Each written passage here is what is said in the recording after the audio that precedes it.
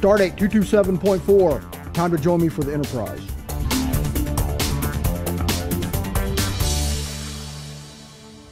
Hey folks, you probably hear about it all the time, and you're wondering, what the heck is Enterprise Wireless? What makes it so different than just regular wireless? I mean, really, is this just a marketing term? Is this just something that, we do to sell you more expensive APs?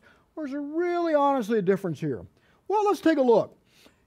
Our regular wireless access points are really designed to be kind of standalone, right? Like a home unit, right? You'll get that little dude in, and let me find my little handy square here. You'll get that dude in, and everything is great, and it'll have a couple little antennas on it, and then it serves up everybody, or it's a small business, that type of thing.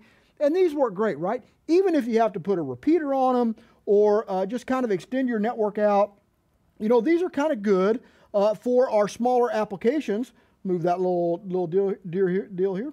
These are cool for smaller spots to cover a few clients, right?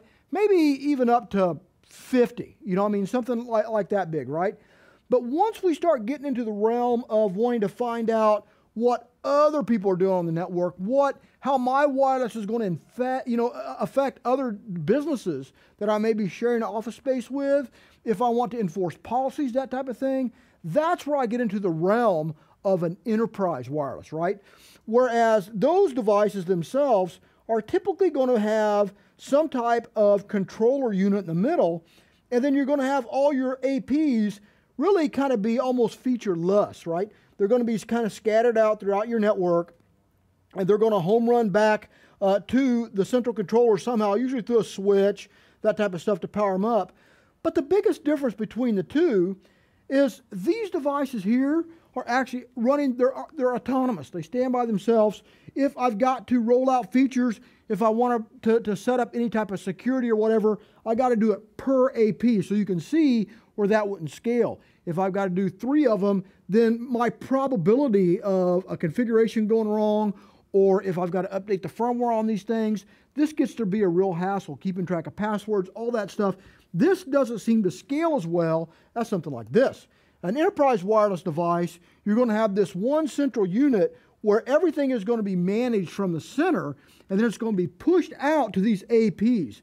And this is really where the dividing line between the two happen. Now, I'll tell you what, for me, when it comes to an enterprise class type of system, I'm looking at something that is going to be running nonstop, something that I can put in my network that's going to have some level of redundancy, so that if I do have a failure on my network, I've got another controller that can back up and immediately jump in and take over for this controller, right? So that's where obviously having a switch and these home run back makes a big difference. But being able to, augment and keep those configurations current and load balance that traffic out, that's a big piece, right? An enterprise class wireless system is one that acts like an enterprise class network system. It's a lot more than just a marketing term. There's a lot of technology that goes into this. There is a lot of ability to do caching, to have bigger RAM in here, to actually service a lot more clients and be able to handle a lot more different frequencies, right? You see these APs here coming out, and they'll make these really big claims like I'm trying to write on the screen here. Been doing it too long. They'll support stuff like AC and stuff, and that's kind of true, because they will support it, but it does take a big hit. The higher up, the more stuff you're doing on one of these, the more your performance is going to drop, because you're asking that AP to give you a lot. It doesn't have that kind of horsepower, right? It's like, trying to help your friend move, and all you have is an AC Gremlin like producer Steve drives every day, right? Trying to help somebody move with one of those things versus somebody that has a pickup truck. You want your pickup truck friend to come and help you move because he can load a whole bunch of stuff in here. That's where the realm of the enterprise AP system itself really comes into play. It does have the horsepower. It can upgrade. It can keep all my firmware consistent. And it does have the ability to do tracking, to provide regulatory requirements, and to give me the ability to make instantaneous changes. So if I have a person leave my network, man, when an IT person leaves your company, that is a really, really big deal, because they're entrusted with so much information and with so much access that when they leave, you have to take action immediately to suspend their accounts, to turn that access off. And if you got these APs scattered out all over the place, That's an all-day job, and you're going to have some problems. And the chances are, most of the time, people have one account, they can get into everything.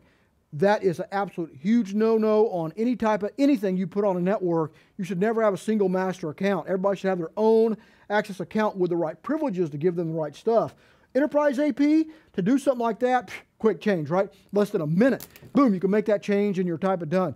That's where the rubber really hits the road here. So, my opinion, if you need something that's going to support 100 clients, if you have any type of regulatory requirements, if you need some type of redundancy, even if you're at a branch office and you need to connect back to a central site and stuff, you're looking for something more enterprise class, something that's going to help you troubleshoot, especially if this is a satellite office out there.